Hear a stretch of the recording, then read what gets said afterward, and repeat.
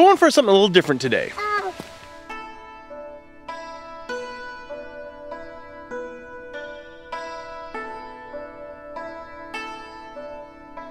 Nina and I have come somewhere that I have not been for several years. We have come up a little bit into the mountains in the town of Tachibana. Tachibana means standing flower, which might refer to Kotedaria, a very tall flower that grows around here. Well, not just around here, but all over the place.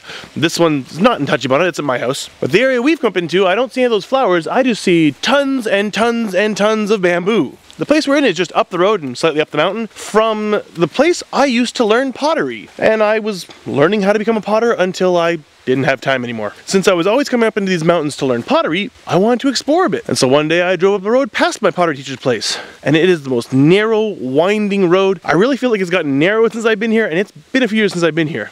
I'm sure it hasn't, my memory's just gotten wider, I guess. One thing I found when I came up here, besides trees, bamboo, and lots of little waterfalls, is a very, very small shrine.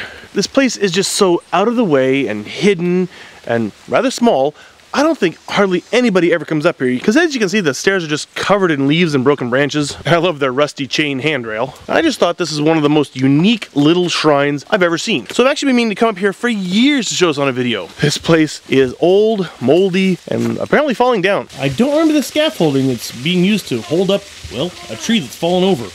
Why don't they just cut it down? There are lots of small Buddhist statues, and these nameplates are written in marker, so they're not that old. But this donation box has definitely seen better days. And the whole shrine area is really not very big. That's a very unusual shape because it just flows to the shape of the rocks it was built around. The places for the candles have been damaged and looks like they've never been repaired, probably damaged in a typhoon. Pretty much all the statues are green from being overgrown with moss. Some to the point that they're kind of hard to spot actually in the background.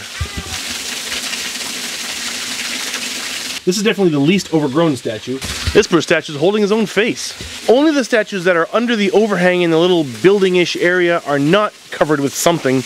I guess when I think about it, this isn't actually a shrine, this would be a small temple. Considering that there are these Buddhist symbols here, which are Buddhist symbols, they are not swastikas. This actually must be a temple and not a shrine. I found a light, and it has power. Huh.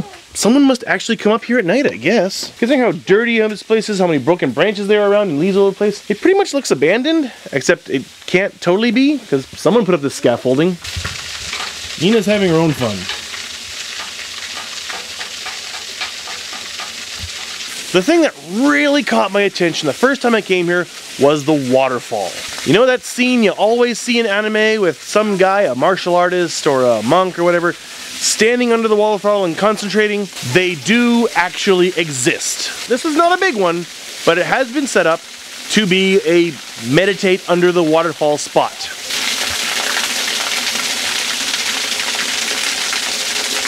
It doesn't look natural to me. It looks like someone has shaped the top of the waterfall to make it fall like that so people can have water pound their head while they meditate. I can pretty much guarantee that this little temple has never been seen outside of Japan. I'd say this is probably a place most foreigners would never see, but I think this is probably a place most people who live in this town never see. Or people who live within a kilometer of this place never see. It just looks so abandoned. And I don't know, it's too bad. I have no idea what this place's name is. There's a stone here which I think has the name carved into it, but it's rather overgrown. And it's in kanji anyway, and I can't read it. Obviously, at some point in this past, this place was important to somebody because they went to all the trouble to make it. And they went to all the trouble to put these statues here and make the meditation spot and put up these candle holders and build these buildings which are falling to pieces. Now it's looking pretty sad, which is sad.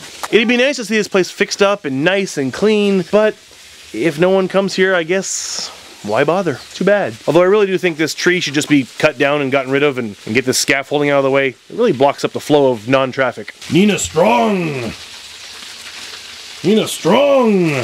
This is the kind of place I like to find, you know, the unknown Japan, the unseen parts of Japan. You never see on TV, you never see if you don't leave the big cities. So if you don't live in Japan, even if you come for a visit, you probably never come to a place like this. If you do live in Japan, get out of the big cities, go up into the mountains, find places like this. It is worth it. Just be really careful driving up these roads. They are nasty, and you might want to avoid them if they've been raining, and you might want to get a four-wheel drive truck. We come up here in a rather large car. I wasn't sure if I was going to make it at one point.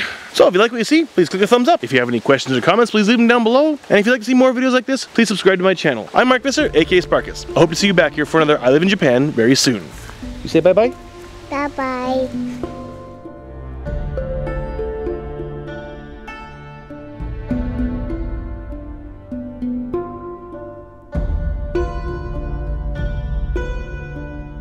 And don't forget to subscribe to Nina.